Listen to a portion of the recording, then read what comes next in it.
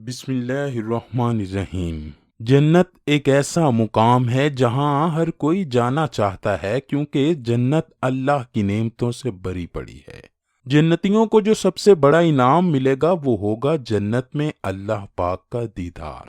دنیا دارالعمل ہے اور دنیا میں کیے جانے والے کاموں کا بدلہ آخر میں جنت یا جہنم کی صورت میں ملے گا۔ اسی طرح آخرت دار الجزا ہے۔ اب دنیا میں تو ہم جانتے ہیں کہ یہ زندگی مختصر ہے اور ایک نہ ایک دن ہم سب کو مرنا ہے، مگر آخرت کی زندگی ابدی ہے، وہ کبھی ختم نہ ہوگی۔ اسی لیے سب مسلمانوں کی یہ شدید ترین خواہش ہے کہ اللہ ان سے راضی ہو اور انہیں جنت میں داخل فرمائے، جہاں کوئی تنگی اور تکلیف اور نہ ہی کوئی خوف ہوگا۔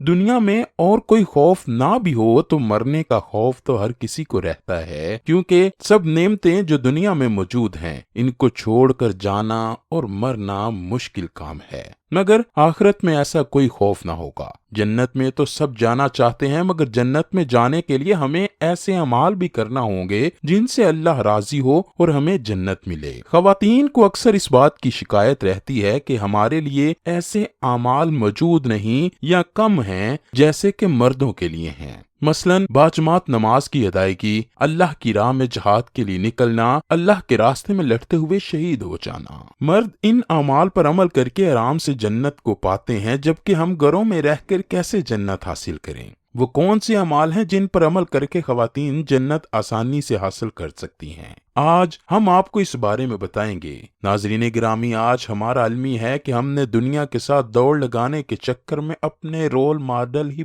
بدل ڈالے ہیں۔ ہماری رول ماڈل انڈین فلموں کی اداکارائیں بن چکی ہیں، جبکہ اصل ہماری رول ماڈل تو ازواج مطہرات ہیں۔ اصل رول ماڈل شہزادی کائنات حضرت فاطمہ الزہرا سلام اللہ علیہا ہیں۔ اگر ہم ان کی نقش قدم پر چلتے ہیں تو یقیناً ہم انشاءاللہ جنت حاصل کر سکیں گے۔ اب ہر عورت اپنے کردار کو ازواج مطہرات یا سیدہ فاطمہ الزہرا کے کردار پر پرکھ لے تو معلوم ہو جائے گا کہ کون کتنے پانی میں ہے۔ سب سے پہلی چیز ہے نماز کی پابندگی ہر عورت کرے، کیونکہ عورت نے ہی اولاد کی تربیت کرنا ہوتی ہے۔ اگر عورت نماز پڑھے گی تو پورا خاندان نماز پڑھے گا۔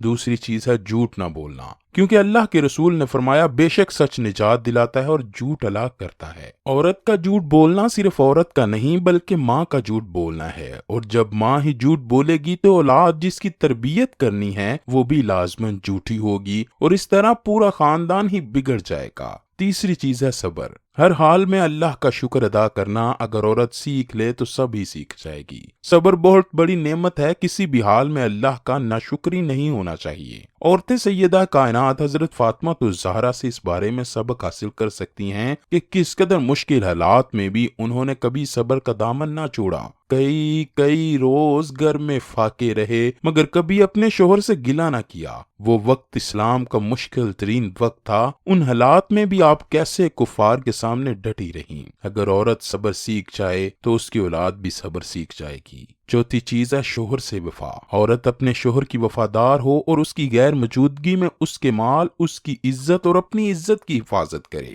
اپنے شوہر کے ساتھ زبان نہ چلائے، اس کی کمائی میں گزارا کرے، اس کا مال ناجائز ضائع نہ کرے، اس سے بات پر طلاق کا مطالبہ نہ کرے، تو ایسی عورت بھی جنتی ہے، کیونکہ اللہ کے نبی نے نیک اور فرمانبردار بیوی کو ایک نعمت قرار دیا ہے۔ پانچویں چیز ہے اپنی اولاد کی اچھی تربیت کرنا، اسے اللہ کا نیک بندہ بنانا، اللہ کی مخلوق سے محبت کرنے والا بنانا، اس کو تعلیم اور ہنر سکھانا۔ یہ نہ ہو کہ اولاد آوارہ پھر رہی ہو اور ماں لگی رہے اپنے فیشن میں۔ شوہر بیچارہ سارا دن کام کر کے تھکا آئے اور یہ رات کو بھی گھر کا سکون برباد کر دے، کیونکہ گھر میں سکون قائم رکھنا عموماً عورتوں کے ہاتھ میں ہے۔ مرد تو سارا دن گھر سے باہر کاموں میں مصروف رہتا ہے، اور بعض مرد حضرات تو کئی دن گھر واپس نہیں آتے کام کی وجہ سے۔ اس لیے یہ عورت کی ذمہ داری ہے کہ اولاد کی تربیت کرے، اولاد کو اپنے اور اپنے شوہر کے لیے صدقہ جاریہ بنائے، اولاد کی تربیت ایسی کرے کہ اپنے مرنے کے بعد بھی اولاد کے نیک اعمال کا ثواب ماں اور باپ دونوں کو ملتا رہے، تو انشاءاللہ اولاد کی نیک تربیت ہی جنت میں داخلے کا سبب بن سکتی ہے۔ اور یہ بات بھی والدین یاد رکھیں کہ اگر اولاد کی صحیح تربیت نہ کی جائے اور اولاد اگر زانی شرابی یا چور بن جائے تو اس کا وبال بھی والدین پر پڑ سکتا ہے، کیونکہ یہ دونوں اگر چاہتے تو اپنی اولاد کو اپنی تربیت سے نیک بنا سکتے تھے۔